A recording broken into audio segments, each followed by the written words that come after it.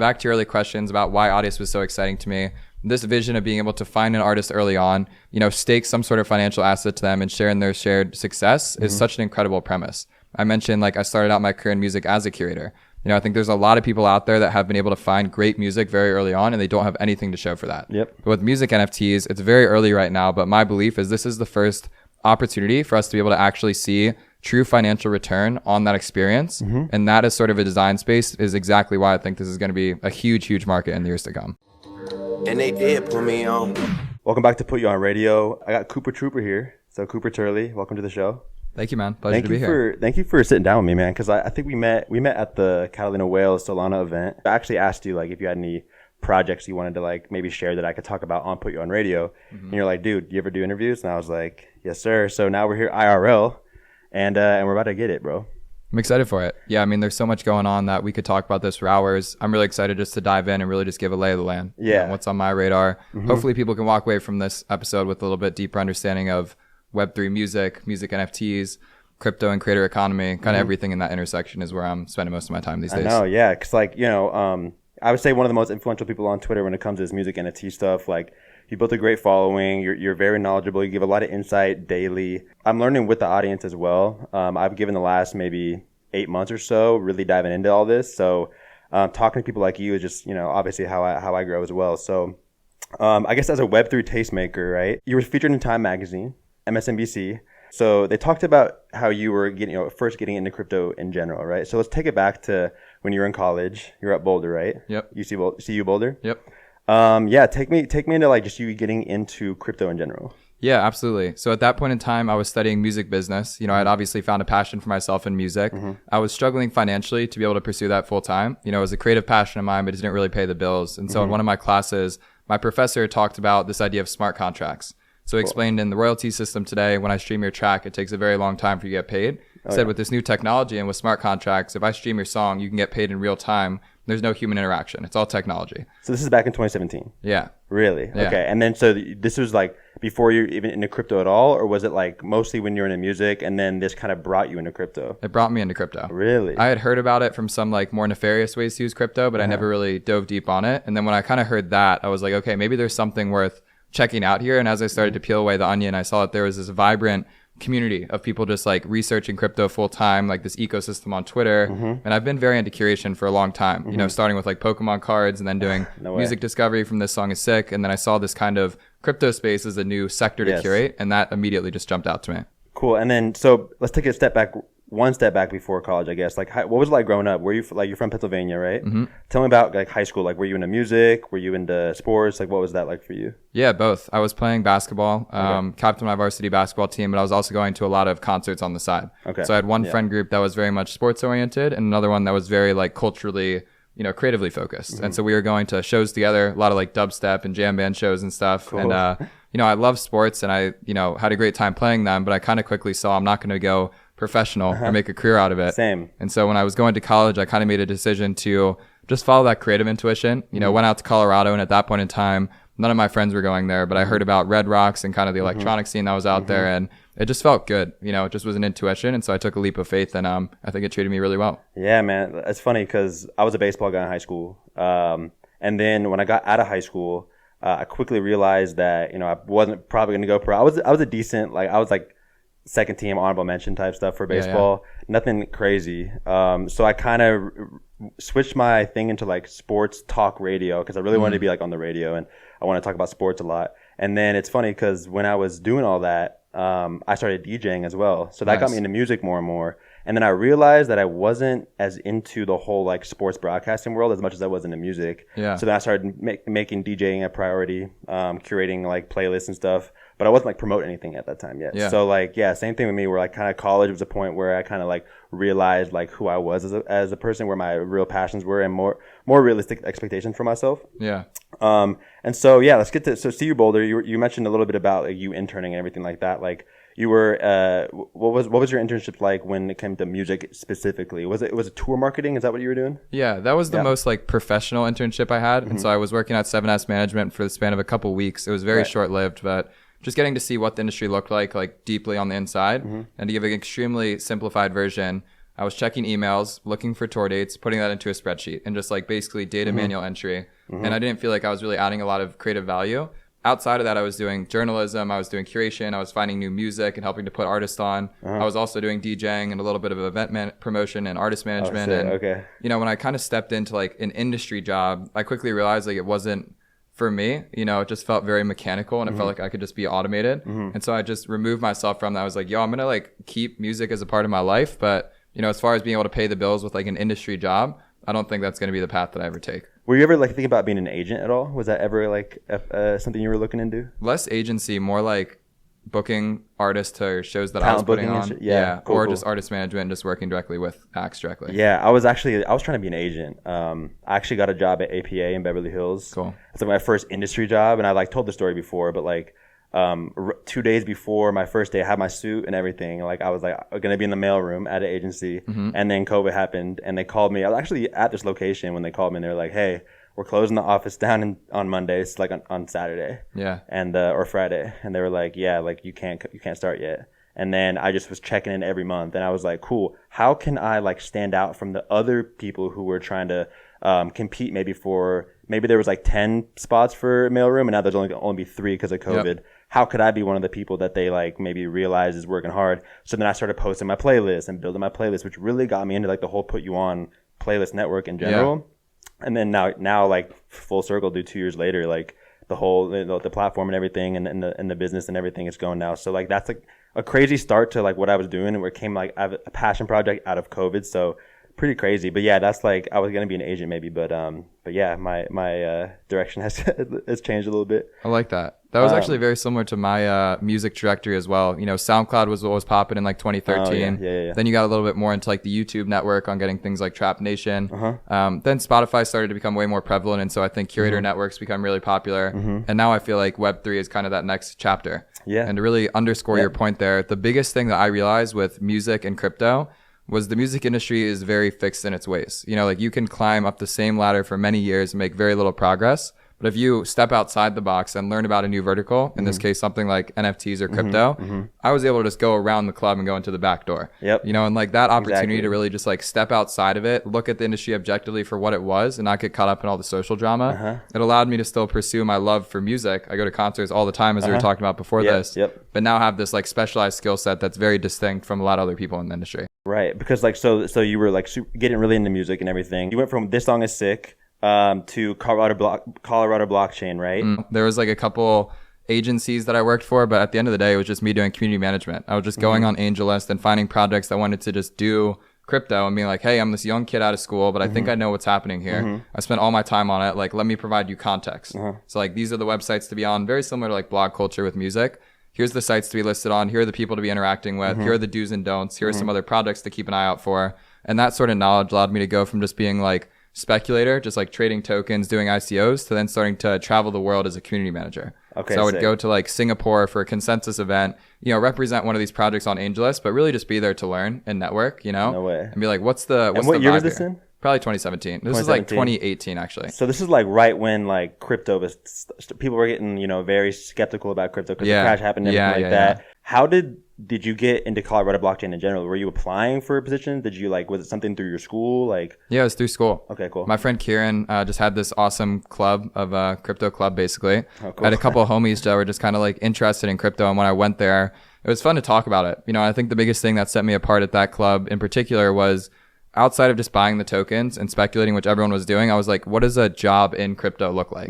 Like focusing on that question. So doing things like writing white papers, doing marketing, doing community management, you know, all the bitch work that no one wanted to do because it wasn't as fun. Exactly. I was like, I think there's something here. You know, it's a lot easier to go and ask your homies, like, what shitcoin are we buying this week? But it's harder to like get in the weeds and like sit with the founder and be like, okay, what are we actually trying to portray here? And so I was bringing projects to the club, and some of my earliest, you know, partners and the people who I still work with today, they came out of that CU blockchain club. You know, I was bringing projects to the door and be like, who wants to work on this with me? A couple select few showed some initiative, and we've been working together in Web3 ever since. That's what I'm saying. Like when it comes to college, right? Everybody's like, oh, I'm not going to use anything that I learned in class in the real world and everything. But dude, like the people you meet and the connections you make is everything in college. That's why it's always like, people are like, oh yeah, I'm just going to do online school like for college. I'm like, yeah, that's cool. But like, do online school, but still like try to move to a city where there are people like you with like-minded individuals in things that you can be influenced by, right? For me, like I moved into a house with these guys and they were doing events and music stuff when I was doing my sports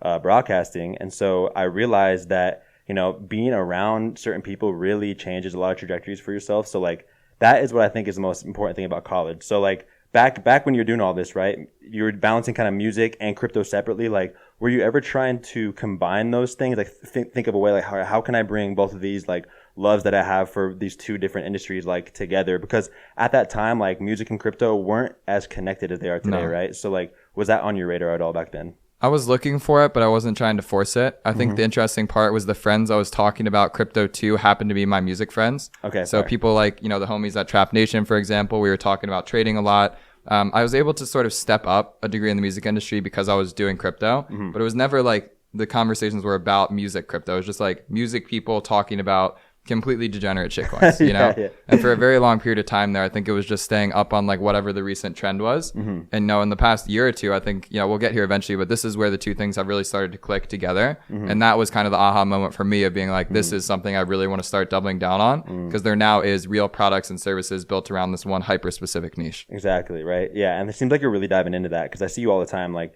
you know, good morning to the people who are believing in music and Web3, right? So, it's cool, man. So let's talk about DAOs for a second, right? So I actually, you know, when my big research like was going on a few months ago is when I was really actually introduced to DAOs in general. But you worked for a DAO back in 2019, was it? Yeah. So, you know, was it just being in the space that got you into DAOs, or like what was that experience like first getting your foot in the door in that area?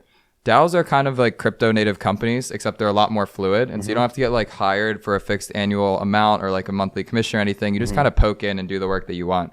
And so I was going to a lot of these conferences I mentioned to you. And as I started to get closer to the Ethereum developer conferences, I noticed the same sort of crew rocking in there. You know, as kids like my age, like was 24 at the time, you know, we were all traveling around the world. We all had this shared ambition of like, how do we take crypto mainstream? And so I fell into this DAO called Metacartel, which was a grant giving DAO for consumer applications. Nice. And so if you were building, product basically to try and get new users on board, you know, we were giving people like $1,000, $2,000, nothing crazy, but it just allowed me to have like a family, you know, and just like a sense of community. And from Metacartel, I started doing a lot of work through Raid Guild, which is like a service guild, and basically just started to figure out like, how do I work with the best crypto companies and do that through like a lens that feels really like oriented. And those first DAOs gave me sort of the social capital to be able to say like, hey, like, you know, you can trust me because I'm affiliated with other people that have been in the space for a long time. And we share the same missions to help project this to the next level. Cool. Yeah. I think the first DAO I heard of was Friends with Benefits. And I just thought it was super cool how everybody could be connected and have a voice and everything like that. Like when it comes to DAOs, like what do you think is your favorite part about it? Is it the transparency? Is that everybody gets a voice? Like what about DAOs excites you the most? Just a sense of belonging. You know, when you hold an asset that everyone else holds, you have a sense of purpose and union with those community members that you can't really explain elsewise, you know? Right on. And then all of this leads up to Audius, right? Yeah. So now you're an advisor at Audius, where this is like the intersection of music and Web3 in its purest form. One of the first projects that I heard when it came to Web3 music as well. So now you're an advisor there, right? Like, what was the kind of like the process of you finally coming onto the advisor board there? Yeah. So I was doing a lot of crypto work for Web3 companies launching tokens. And so I was doing a lot of on-chain governance for DeFi protocols like Aave and Balancer, doing token launches for teams like Gitcoin. You know, had just started FWB DAO. And so through this sort of Metacartel ecosystem, I was in this thing called Metacartel Ventures, which was an investment DAO. And Ronil, the CEO of Audius, also happened to be a member of that DAO. All right, cool. Yeah. And so like I said before, there was this shared social capital of like, okay, we know that we're both kind of trusted because we're in this group together. He was like, hey, we're thinking about doing this audio token launch. And I had been following the project for a long time since they put out their white paper. And instead of thinking of that as like a consulting arrangement, which is what I kind of had with these other projects, I was like, no, I really want to like get deep in this, you know, like I love this vertical, like this is a really exciting one for me. It has a lot of tie-in. And so I really doubled down. And that was kind of my first time going from like freelance contributor to really like joining as a part of the team for like a span of like, let's call it 3 to 6 months, where I was like in the Slack every day, going to weekly stand-ups. And the sole purpose of my joining was to help launch the token. That was like the core objective. But then more broadly, crypto strategy was kind of the, you know, umbrella that I was poking around for a long time as we launched that and kind of got that out the door. And so was the token aspect, was that what got you really excited about the project? Or like, what were some of the things that you found out right in the beginning stages that you were like, oh dude, I really want to be involved? Like, this looks sick. Just the intention on curation, you know, and I had been so big on SoundCloud and felt that so viscerally that this kind of just felt like such a novel use case. Yeah. You know, and I keep coming back to the idea if these SoundCloud artists could have owned the network when they were creating such a name for themselves, it would have changed their lives exponentially. And that's not to say that they're not well off. Many of them have very prominent careers now, but you know, being able to build a platform from the ground up where if you do make it such a sentimental part of like an industry, you know, you being able to capture that ownership, that was so clearly defined, not only in like the reading that you would like see on a public blog from Audius, but talking to the founders, they just felt that very wholeheartedly. And that was such a no-brainer for me to be like, yo, like I really want to help any way I can, just getting word out about this. Yeah. So I kind of see a lot of people describe Audius as like the SoundCloud of Web3, right? Yep. How would you describe Audius to somebody who I guess hadn't heard it in like, I guess, layman terms or something quick? Yeah, I would say it's a Web3 music streaming app. You know, it's an ability for people to listen to music through a crypto-based platform without ever having to know that crypto exists under the hood. You sign in with an email and a password. You basically are able to have a wallet, but you don't need the wallet to do anything. There's great music on there. And under the hood, what's happening is all these artists are accumulating basically on-chain data to be able to earn future value in the form of tokens that are ownership in the network. Got it. They're doing such a good job at like, I think music is what's going to bring so many people to Web3. Agreed. So I think the Audius being like a big name in the space, really cool that you're advising for them. And I mean, the advising board is pretty legit. I mean, talk about like other guys, like to name a few, Deadmau5, RAC, Blau, the Twitch co-founder Justin Kahn, Avicii's former manager Ash Parnori, like just to name a few, like how has that like experience been with the co-founders Ranil and Forrest? They're incredible. You know, their leadership is phenomenal. And the reason why I was so excited to get really in the weeds with them was to see how to lead a team. You know, like up until that point, my role with a lot of these projects was touch base once a week, have a very set objective around a governance proposal, around a token launch, let them go and do their own thing. You know, with Audius, I was really able to get into the weeds and see what it means to build out a team from the ground up. You know, they had both come from very prominent backgrounds. Ronil was a venture capitalist beforehand. Forrest had an exit with his last company. And so these guys had experience building companies in a very serious way. So I knew when I was getting involved, I was like, this is going to be extremely successful. I just want to have a stake in it. And I think that there's a lot to learn here. And the position that opened up for me was so perfect that it just felt like a no-brainer. Oh, yeah. And I mean, even taking that a step further, it's kind of what led me to moving out here to LA. You know, really? In those conversations, I was starting to recognize I'm spending a lot more time with creatives. I was working with RAC on his social token. You know, the DeFi summer. He crushed it, by the way, on that. Yeah. Oh, man. Yeah, the DeFi summer wave had kind of passed a little bit. And so it was kind of more now like a creator economy focused lens. And that was kind of my ability to go from Philadelphia, where not a lot was happening, you know, extremely during the pandemic, to going, I'm just going to send it to LA, you know, and I think I'm going to be around more creators, and I don't know what that's going to look like, but probably the best decision I've ever made. Cool, man. Yeah, dude, Ranil and Forrest, I've heard such good things about those guys. Like, just people not even owning Web3, but just in the music space. Yeah. Talk super highly of those guys. So that's cool that, and then, yeah, so because they're obviously in LA, like, you were like, dude, there's starting to meet more and more people out in LA that I'm trying to get involved with. Like, that was like the easy choice for you to finally get out here. Yeah, it made sense. You know, I was looking for where do I want to spend the next, like, let's call it 3 to 5 years of my life, and seeing myself working on some more creative projects. It just made, I just had an intuition. You know, I'd never really been here before. Audius had a house here, but they weren't really like based here anymore. It just kind of felt like this is the spot to be for music and creative culture. And as I'm starting to spend more time on these projects, you know, I think this is just the right spot to spend my time. That's what I'm saying. Yeah, I feel like the Web3 community in LA is massive, and there's so much support for it. I mean, you see all these projects popping up and having like IRL events, and just from what I've seen, they've been successes. Like, what are some of the cool events that you've been doing lately, I guess, in the Web3 space? There's a lot of stuff happening around creator economy here. So, I mean, the after party guys are doing a great job bringing people out and educating them on stuff. You know, the Solana community had this hacker house last week, which I thought was fantastic. But it's interesting because my favorite part of LA probably has nothing to do with the crypto side of things. You know? It's the fact that everyone is so talented in their own right from just like a creator economy perspective. They have a lot of followers. They have a big fan base or something. And me having the opportunity to go to them and say like, hey, here's the new world, and really just like help translate what's happening and really just see like what are the things that these people are not picking up. You know, it's really easy in Web3 to just get so far down the rabbit hole that you forget that MetaMask is extremely difficult to use. You know, setting up a wallet sucks, using OpenSea sucks. And so having these conversations with people and just seeing where they get stuck, it helps reinform, you know, where you're spending your time. And I think over time, it'll make crypto a lot easier to use for the masses. Yeah, man, I'm so inspired by people out here in LA. Like, when I used to visit LA, I lived in Santa Barbara prior to this. I was so inspired when I came back from a trip to LA. Just like, I would literally like I would like close the door to my room and like get to work on something because I was so inspired. Like, there's so many people doing cool stuff out here. Like, people I met in general were cool. Like, So yeah, I totally feel you about that. I love living here. Like people always ask me, "Are you gonna move out?" I'm like, "Nah, I'm pretty cool in LA. Yeah. I like it. I'm in Santa Monica, so anything about the beach, I'm good with." So, Yeah. but we talked about you mentioned the Solana hacker house. Audius is built on Solana, right? So can we talk about Solana? And I think it's really useful for Web3 music because of like obviously low transaction costs and everything. And so a company like built on Solana, right? Like Audius, it's much more realistic that you can, sell low price items like albums or songs, like from what we're used to, right? Like a song being usually like $2 on iTunes or like, $10 a month for Spotify or Apple Music. But I think that Solana makes a whole bunch of sense for Web3 projects for music and specifically. Like, do you think that the future is bright for Solana and Web3 music?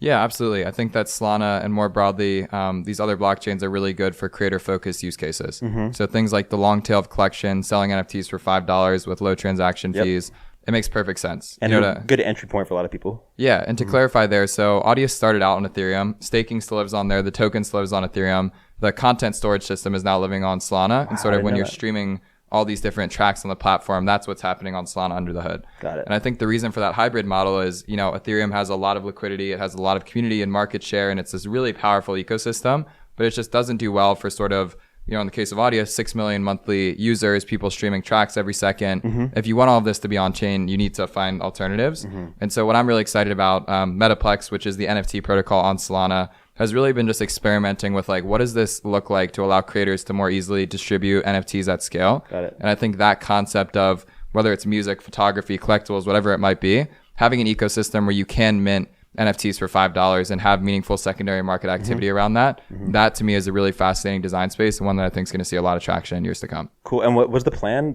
all along for Audius to start on Ethereum and then transition to some things on Solana, or did it kind of just happen like as Audius grew? Do you know? It kind of happened as Audius grew. So Audius originally was built on POA network, and it ended up taking up basically 95% of the transactions on that chain every day. Oh, no. And so you could think of it just consistently hitting a ceiling. Yeah. And then it was like, okay, we don't really care where we're going to go. We just want to go where the best tech exists. And at that point in time, Solana was starting to come into the picture. And, I will say the thing that I've really respected about Solana is how vocal and outward they are with sort of onboarding and partnerships, and like they're very forward about being like, we want to work with you. Here's a developer team. Here are resources. Like, come and build on our protocol. And I think Ethereum's great for a ton of reasons, which I go on forever. But if you're someone new coming into Ethereum today, you're not going to find anyone from the Ethereum team giving you any help. You got to kind of figure your own stuff out. That's not to say that everyone on Solana forever is going to have like the core team support. But right now there is sort of a very forward-thinking mentality of if you are a high-profile project with a lot to offer that ecosystem,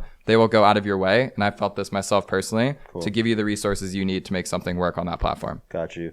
Yeah, like, and you mentioned some earlier, like in general, like what are some other Web3 music projects that you're getting excited about? I see you pretty active on Twitter. You posted that huge list of Web3 music projects. Like, are any in particular like catching your eye lately or anything? Yeah, absolutely. And so for people listening, it's called the Music NFT Landscape. I'd highly recommend going to check that out. I have a map that has about 35 different music NFT projects. Super clutch. Thank you. And more specifically too, it goes into what music NFTs are. And after we talk about platforms, let's dive into what that looks like. But the ones that are really on my radar right now, Catalog, which is a one-of-one NFT marketplace for music. So this is the first marketplace designed solely to collect music. You have OpenSea, SuperAir, Foundation, all of these NFT marketplaces, but there was never a focus specifically on music. Right. And so being able to collect the sound, I think, was a big unlock there. Sound XYZ has been absolutely crushing it. You can think of this as like a drop platform for a new song. People come and stream a track of yours, and then you have comment slots, which are 0.1 ETH each. And artists are really using this as sort of like a launch pad to release new music and have, let's call it 25 to 100 fans come and collect an edition of that. And I think why that's important is whereas Catalog started off with one-of-ones, editions are getting closer to that long tail collection where you can collect NFTs at lower price points. And I think that's really important for community building. The last one I'll call out, I could talk about a million. Royal and what Blau's doing over there is really, really incredible. Collecting music NFTs that have a claim on ownership, I think is very forward thinking. And so you have an NFT that has a claim on master rights. And then over time, I think that's going to develop into having a claim on more than just like the streaming performance of a song. Got it. And so that kind of focus on not only collecting royalty-based NFTs, but also being able to collect at lower price points. Royal is using Polygon under the hood. And so their prices for these NFTs are $50, $100, maybe up to $1,000. And low gas fees. Yeah. So you're seeing people being able to go and buy with a credit card at a cheaper price point. And I think that access point for a lot of people new to music NFTs is extremely, extremely important. Right. Reduce friction. Yeah. I talked about Mint songs, talked about Sign XYZ, talked about Royal, and I talked about Catalog as well in my last episode. So love that. I love that you like those projects as well. What makes one music NFT more valuable than another, would you say? I would say it's the artist's degree of success within Web3. Okay. And I use that term very specifically because you can be a huge artist on Spotify and not perform extremely well in Web3 if you're not active in that community. You know, there's 100%. The opportunity for you to tokenize a really iconic SoundCloud track or Spotify track and it to have sort of some brand sentiment to it. But I think right now, you know, at least in my personal opinion, I'm looking to collect from artists that have an understanding of what Web3 is, and they're really trying to direct their career to have a heavy emphasis on that. Got it. It's one thing to tokenize your song when it releases. It's another thing to be educating your fans on what's happening, to really think about the way that that plays a role into your artist project. You know, things like having a community treasury and fan governance and tokenized fan clubs. And so, you know, at its core, I think that a music NFT is valuable based on the success of a song. But I think the success of a song is now shifting from how many plays does it have on Spotify to how many secondary sales does this have in Web3. Crazy. We're at such a crazy inception point to all this happening. Like, it's like literally like it's happening before our eyes. Like the first of its kind. For you hear about so many drops. Like any drops recently that you've been involved with? Like you scooped up any drops recently? So there's one today called Relics from Monster Cat. I'm really excited about this one. It's a music NFT based project, and they're doing right? they're doing evolving rarities. And so you collect a music NFT that starts out as you know, a basic rarity, let's call it, and then as that song performs well on all of the different platforms, it upgrades in rarity up until the point when it's like, you know, a diamond, let's call it. Right. Let's say, a diamond. Yeah. No way. Cool. And so there's been a couple like PFP projects I've been collecting, you know, big fan of Doodles and what they're doing there. The CloneX stuff has been awesome. I've been trying to really just like double down on tokenized music because I think it's so niche specific that it's like, there's so much nuance to be figured out that, it's crazy. You can get lost in minting NFTs all day. And it's really fun and you can make a lot of money off of it. But I think to a certain degree, you just kind of plateau in terms of a learning curve. And where I'm trying to spend most of my time is working directly with founders, building platforms for tokenized music, and working directly with artists that want to tokenize their music to have more bespoke solutions to actually do that. Yeah, artists. Yeah, there's so many cool artists. Like, who are some of the coolest, I guess, some of the artists that you think are really crushing it right now in Web3 music, NFTs, all that? I'm working really closely with this act named Tycho. They're like an ambient electronic music act, and they've started out their career as a designer turned musician. And so we started with sort of tokenized visual work. So things like his photography, his cover arts. We're now building a mint on demand site where you can go to his website and just mint a show poster directly off the site. I like it. And then moving forward, thinking about doing that with tokenized music. A really close friend of mine, Daniel Allen, we did a crowdfund for his EP Overstimulated. You know, this was an up and coming artist with not a huge following prior, but he's really solidified himself as a leading Web3 act. And I think, like I said before, you know, his secondary sales and music NFTs have been crushing it because people don't care how the track's performing on Spotify. They only care about how active you are in Web3. And so you see him in all these Twitter spaces. You see him actually selling out on sound every single time and, you know, having a lot of sales on catalog. And, you know, that kind of holistic approach of like, I'm just going to be active across all these different verticals of music NFTs, I think is a really core driver as to why one artist performs better in Web3 than another. Yeah, Daniel Allen, I mentioned him on the show before. Just such a cool example of like how artists, like you were talking about, just being active in the space, being a voice, like, because the community of artists in Web3 is much smaller, obviously, than the community of artists overall. So you can still be a big force in the space, no matter if you have 4,000 followers or 10,000 monthly listeners compared to somebody who has, you know, 100,000 followers and 1 million monthly listeners, right? It's all about, and I feel like people in general are supporting and uplifting a lot of these artists as well in the community. Like, do you see a lot of that happening? People really, really like loving just to support these artists and everything and just trying to be first in line and kind of like helping these artists create this career for themselves? Absolutely. I think there's less than 250 artists in the world doing Web3 very meaningfully right now. But if you go to Sound XYZ and you look at some of these drops, you're going to notice the same profile pictures from other artists on the platform that are collecting work from their fellow artists in this ecosystem. I saw that. That's so cool, man. Like, so like, what do you think about some of the main, what are some of the main blockers, would you say, to music NFT viral growth, right? So like general awareness, like gas prices, stigma, like, what do you think about that? The easy answer is that we're not at a scalable point for music NFT collection yet. You know, collecting a $5 music NFT from a prominent artist is not easy to do.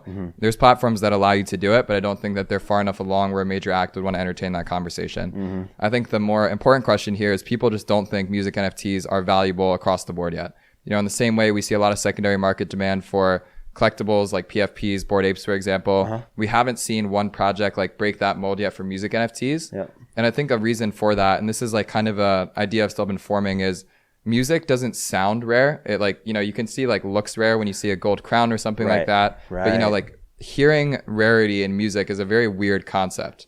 So you almost have to like challenge that notion when you think about secondary market collection. And I don't think anyone's been able to quite crack that code yet. That actually makes a lot of sense. Yeah, like, yeah, right. Seeing a rarity is very, very easy to see. Like hearing one would be different because obviously it's such a subjective thing, music, right? Like everybody's ear can be different. But yeah, really, that's actually a really interesting point. So thanks for bringing that one up. I'll add one more thing on there too. And, you know, Justin Blau is incredibly vocal about this. So I want to give him a quick shout out. But there is so much nuance around IP ownership of music. You know, like you have songwriters, publishers, producers, managers, labels, you know, like the list goes on. I thought this number one question too is like, how does the publishing work? How does the song mechanical royalties work? Like, yeah, I know what you meant.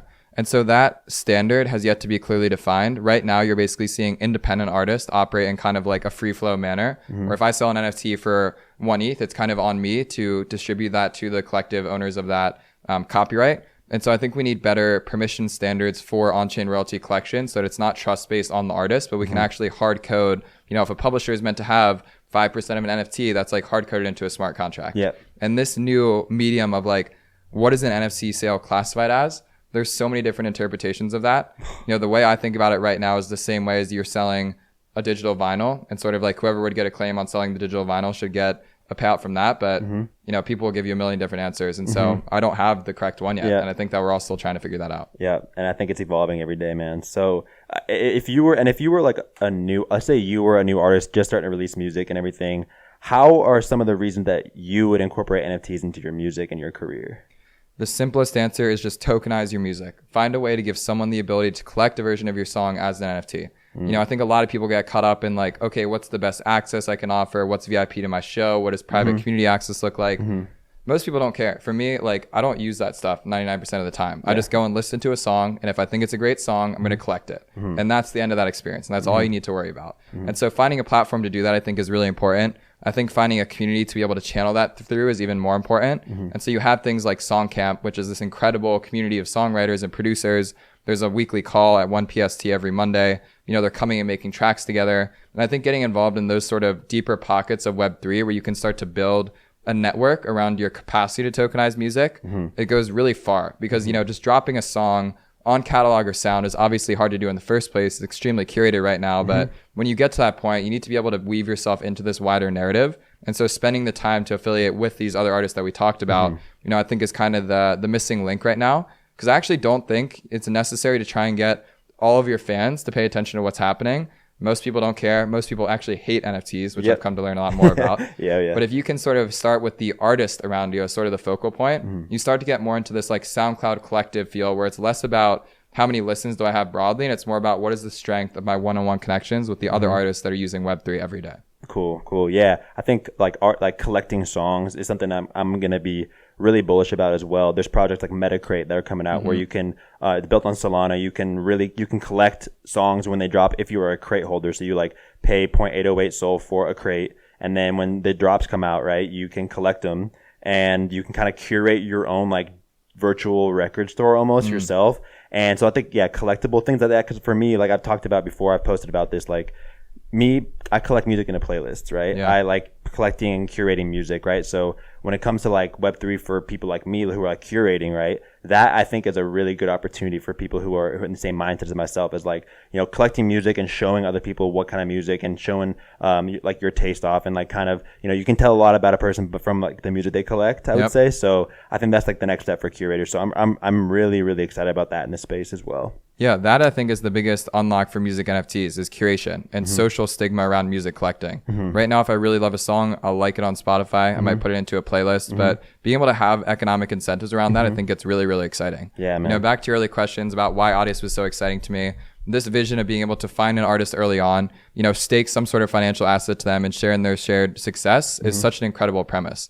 I mentioned like I started out my career in music as a curator. You know, I think there's a lot of people out there that have been able to find great music very early on and they don't have anything to show for that. But with music NFTs, it's very early right now, but my belief is this is the first opportunity for us to be able to actually see true financial return on that experience. And that is sort of a design space is exactly why I think this is going to be a huge market in the years to come. Yeah, man. So a big question that people have been asking is like, so say that somebody who posts content about music, right? They could post a song on TikTok or Instagram, and it could be from an artist that has 10,000 monthly listeners and 100 streams a day on that song. If the song is really good and that curator will post it or that creator will post it, that could shoot up to 20,000 streams, 30,000 streams a day, right? There's not much economic incentive or, put kickback for the creator for helping push that song out, right? Yeah. So there's like a whole question where it's like, all right, how can people get beyond just like maybe somebody could pay somebody $100 to post their song, right? Yep. Beyond that $100, there's no, you don't have any other skin in the game. So I think exactly what we're talking about right now is really cool opportunity for artists and creators and the whole system itself to work together. So I'm hyped. Yeah. So I think music NFTs are the precipice to creator stock markets. And so right now you're collecting tokenized versions of songs.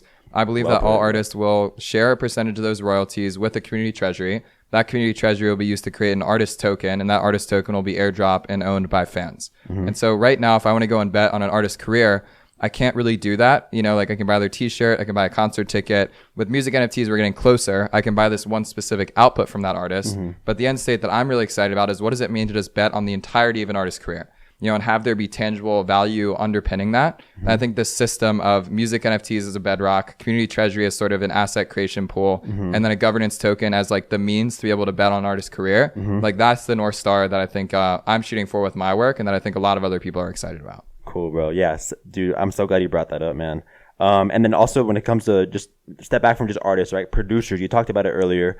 But let's touch about like how producers can get involved. Some people on Twitter were asking about like how a producer can start doing things. I know like Project Mim is starting to do things where you can upload sound packs and things on chain. What are have you heard of other projects like in the space specifically for producers? Because I know a lot of people are going to be asking about that. There's a project called Arpeggi that I'm really excited about. This is a Web3 native DAW. So in the same way you have Ableton, Arpeggi is the same thing, but built entirely in Web3. And so they right now have this global sample library that they're building out. My intuition and belief is that over time, all samples will be tokenized. If you want to use a sample, you buy it as an NFT, and there's ownership rights associated with that.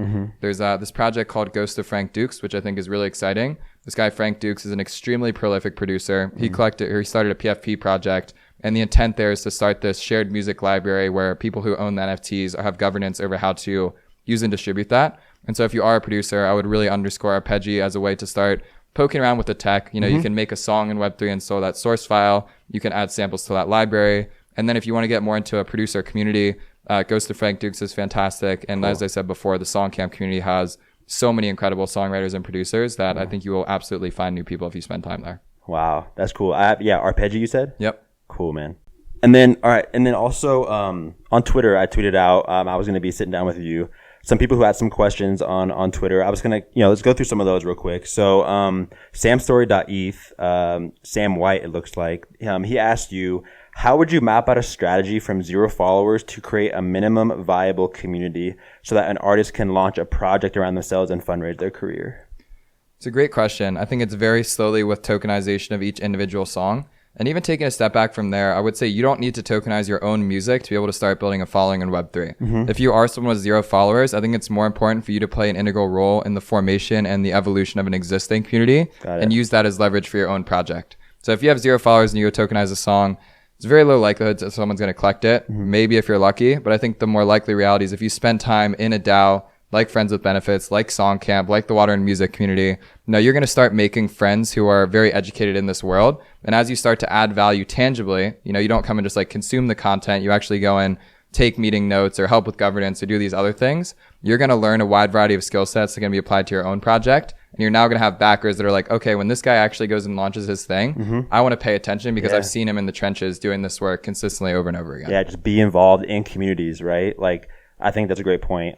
Because like we talked about earlier, like just being involved and being around people as well, like going to college and being around the people that can help you influence, right? Like being involved in communities. And I've seen like the Web3 community is so welcoming. So I feel like it's a great opportunity for artists as well to kind of like starting to, meet more people online and like be involved in more DAOs and things like that. So good point. Yeah. I was curious about what you would say. I'm glad that you took it to like towards the DAO approach. I'll add some more color there too. So being involved in community is very different from just listening in Twitter spaces. I think that there's a lot of people out there right now that are like excited about music NFTs, and specifically here in LA, they'll go to a lot of these events. I'll see them at the after party house. I'll see them going out to these dinners and stuff. But getting involved really means getting your feet wet and getting like into the water. You can't just like listen to a space and expect people to come and collect your stuff. You need to go do the work that no one wants to do. Like I was saying with my story early on, I was writing white papers, I was doing community management, I was modding these servers of like NPCs and stuff. And like there's a lot of unsolved questions from a lot of these artists that are doing Web3 today that they just need manpower. They don't need you to be an expert in what they're doing. They just need your time.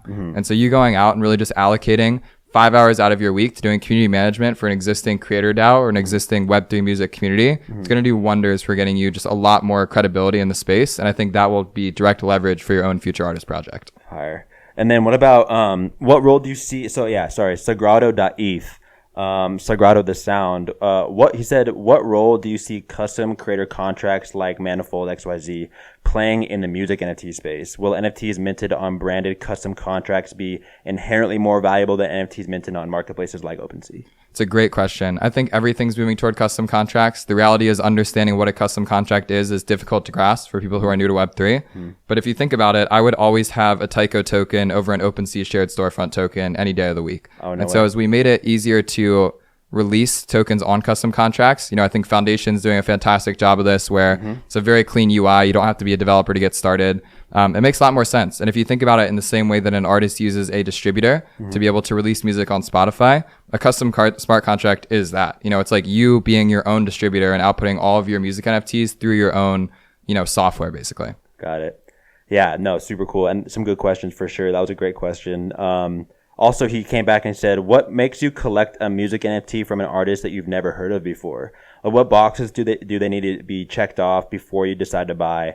Take us into the mind of a music NFT collector. Great question. One, is the song good? I don't look at like, what is your past sales history? How many listeners do you have on Spotify? I'm just like, do I really back this project? The first thing I'll do is listen to the song. If I like it, I'll open their Twitter account.